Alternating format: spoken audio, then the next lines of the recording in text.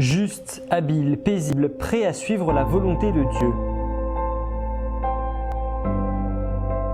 C'est ainsi que l'on décrit Saint Joseph, l'époux de Marie, l'homme choisi par Dieu pour être le père adoptif de Jésus sur la terre.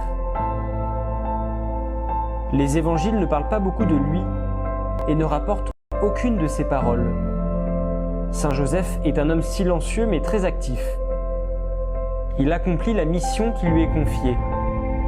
Il protège Jésus et Marie et aide son fils à grandir en âge, en sagesse et en intelligence. Joseph est un homme prompt à l'action.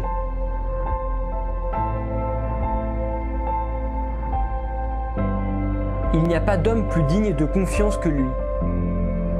Les saints le savent bien.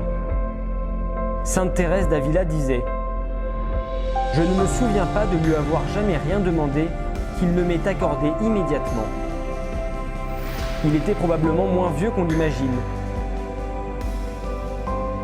C'était un grand travailleur qui enseignait son métier avec rigueur à Jésus. C'était un homme juste, comme les évangiles le décrivent, un juif qui observait et respectait la loi. C'était un homme pragmatique, capable d'organiser le voyage à Bethléem pour le recensement avec Marie sur le point d'accoucher, capable de fuir en Égypte et de subvenir aux besoins de sa famille.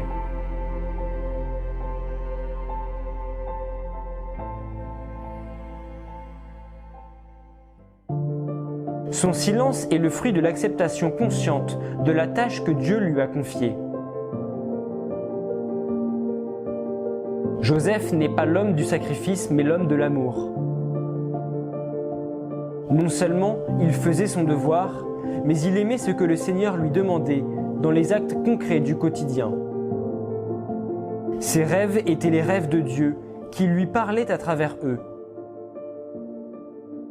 La dévotion à Saint Joseph est présente dès l'Église naissante, même si sa fête n'est établie qu'au XVe siècle. La fête de Saint Joseph, époux de la bienheureuse Vierge Marie, est célébrée le 19 mars. Selon la tradition, c'est le jour de sa mort, peu avant que Jésus ait commencé sa vie publique. Il serait mort entre les bras de Jésus et Marie. Pour cette raison, l'Église le vénère comme le saint patron d'une mort heureuse.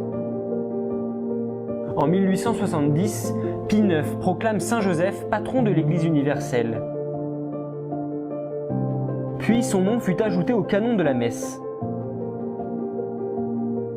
L'Église consacre le mois de mars et les mercredis de manière particulière à Saint Joseph.